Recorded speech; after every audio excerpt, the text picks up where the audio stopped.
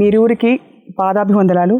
అందరికీ వందనములు.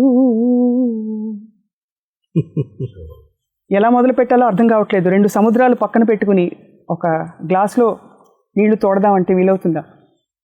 అవుతుంది. మెల్లిమెల్లిగా ప్రయత్నం చేస్తాం. పెద్ద నావికులు ఉన్నారు కదా అక్కడ ఎదుర్కొంటా.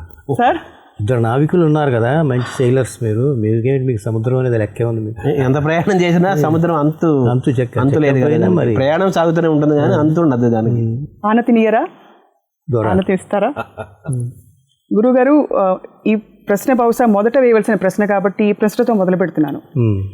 వేటూరి వారి కలం బాగా బలంగా ఉన్న రోజుల్లో సీతారామ శాస్త్రి అనే కుర్రవాడికి అవకాశం ఇవ్వాలని ఆ ఆలోచన మీకు ఎందుకు వచ్చింది? ఎలా, ఆ ధైర్యం మీకు ఎలా వచ్చింది?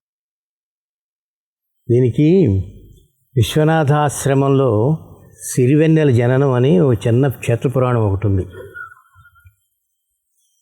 ఆ క్షేత్రపురాణం చెప్పుకుంటే దానికి ఇదిగా ఉంటుంది. అవి జననీ జన్మభూమి అనే సినిమా తీసే రోజులు. నేను అక్కడ ఒక సన్నివేశంలో 2 పిల్లలు బుర్ర కథ ఒకటి చెప్పాలి. సో 2 ఆడపిల్లలు, ఒక అమ్మాయికి 12 ఏళ్ళు ఉంటాయి, ఒక అమ్మాయికి 9 ఏళ్ళు ఉంటాయి. అలాంటి వయసు ఉన్న ఆడపిల్లలు 2 ఆ బుర్ర కథ చెప్పడానికి వచ్చారు. ఆ సన్నివేశం పూర్తయింది, షూట్ చేశాం, చక్కగా చేశారు, చక్కగా పాడారు. ఒరిజినల్ గొంతులే ఉంచాం కూడా సినిమాలు. నేను ఉండేటువంటి గెస్ట్ హౌస్కి ఆ పిల్లల తల్లి ఆ పిల్లలిద్దరిని తీసుకుని నా దగ్గరికి వచ్చారు. వాళ్ళ కుటుంబ పరిస్థితులు అవన్నీ చెబుతూ మా పిల్లలు ఇట్లాగండి అని చెప్పారు. ఏదో ఆ మాటల సందర్భంలో పిల్లలు ఇదేనా ఇంకేదైనా పాడతారా ఏమిటంటే, మామూలు కొన్ని సభల్లోనూ సమావేశాల్లోనూ గంగావతరణం అని ఒకటి పాడతారండి, వాళ్ళు చాలా ఫేమస్ పాడటానికి. నాకు చిన్న వీక్నెస్ ఏమిటంటే, నేను పాడతానని ఎవరు వచ్చినా, లేదు ఏదో చేస్తానని ఎవరు వచ్చినా వాళ్ళ చేత వెంటనే కూర్చోబెట్టి చెప్పి చేసుకోవటం, ఒక సుత్తు కొట్టడం అనేది ఒకటి నాకు అలవాటు. సో అలా పిల్లల చేత పాడించుకున్నాను. ఒక్కసారి వినటంతో నాకు ఎందుకునో ఐ వాజ్, అంటే మనం ఏమంటామంటే you are transported into some other, ఒక స్పియర్కి వెళ్ళిపోయినట్టు అనిపించింది. ఆ మాటలు కానీ, ఆ పొదుపు కానీ, ఆ భావం కానీ, భాష కానీ. వెంటనే నేను అడిగాను, ఎవరు రాసింది ఇది అంటే, అప్పుడు ఒక అనకాపల్లిలో బెల్లం తయారు చేసేవాళ్ళు, ఆ బెల్లం లాంటి వాడు కుర్రాడు ఒకడు ఉన్నాడండి, తీయటి బెల్లం వాడు, ఒక ఆయన మహానుభావుడు, టెలిఫోన్ డిపార్ట్మెంట్లో పనిచేస్తారు వారు అని. బలాని పేరు చేబోలు సీతారామ శాస్త్రి గారు. కరెక్టేనా? అది నిలిచిపోయింది. అలా నిలిచిపోయింది, అయిపోయింది, మర్చిపోయాను. But it was haunting me that whole night.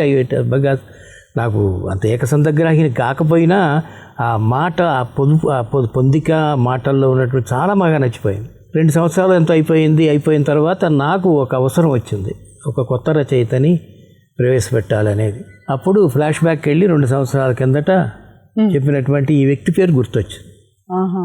అప్పుడు కాంటాక్ట్ చేస్తే ఒక క్యాసెట్ ఒకటి రికార్డ్ చేసి నాకు పంపించడం జరిగింది. ఆయన రాసిన మామూలు వాళ్ళ ఫంక్షన్స్లో రాసిన పాటలు అవి జరిగిన తర్వాత అవి నేను సిరివెన్నెల సినిమా తీస్తున్న రోజులు. సో అప్పుడు పిలిపించి అనకాపల్లి బెల్లాన్ని జాగరి. ఆ తర్వాత కథ మామూలు కథ మీకు తెలిసిందే. అసలు మొదటి నుంచి కూడా నాకు పెద్దగా ఒక 5-6 మంది పేర్లు ఒకే పాటలు బలాన్ని 6 రాశారు, మాటలు 3 రాశారు అనేది అలవాటు లేదు జనరల్గా. అంటే ఒకటి రాయగలిగితే అన్నీ రాయగలరు అనేటువంటి ఒక విశ్వాసం నాకు ఉండేది. నాకు ఇది ఫోక్ ట్యూన్ అయితే బలాని వారు రాయాలి, ఇది ఆధ్యాత్మికంగా ఉంటే బలాని వారు రాయాలి, వేదాంతపరంగా ఉంటే బలాని వారు రాయాలి అనే ఆలోచన లేదండి. అందుకని అప్పుడే అది కూడా ఒక క్వాలిఫికేషన్ కింద ఉండేది. సింగిల్ కార్డ్ అండి అని చెప్పుకుంటూ ఉంటారు ఇప్పటికి కూడా ఎవరైనా ఒకటి జరుగుతున్నప్పుడు. ఈ సీతారామ శాస్త్రి జననం మా ఆశ్రమంలో, అక్కడ ఆశ్రమంలో జరగటం, ఇంత ఓటడు ఎంత వాడైపోయి ఇప్పుడు ఇవాళ నాకు కూడా అందకుండా ఇక్కడ ఇలా చూడాల్సి వస్తుంది ఎక్కడికెప్పుడైనా. అంత అదుకు భగవంతుడు ఆ కృప కలిగించాడు. అది నేను స్టెప్పింగ్ స్టోన్ అందగానే నాకు, నేను కాకపోతే మరొకరు ఎవరో ఒకళ్ళు అది వెలికి తీసుండేవారు. అది ఆ అదృష్టం నాకు దక్కే అదృష్టం నాకుంది కాబట్టి నాకు దక్కింది అంతే. అది యాక్చువల్గా సీతారామ శాస్త్రి గారు తెలుగు సినీ ఇండస్ట్రీలోకి రావటం, అది సిరివెన్నెలతో స్టార్ట్ కావటం, సిరివెన్నెల సీతారామ శాస్త్రిగా పేరు చలామణి అవ్వటం, అలా జరిగింది. అంత భగవత్ కృప అది, అంతకంటే మరి ఏం లేదు.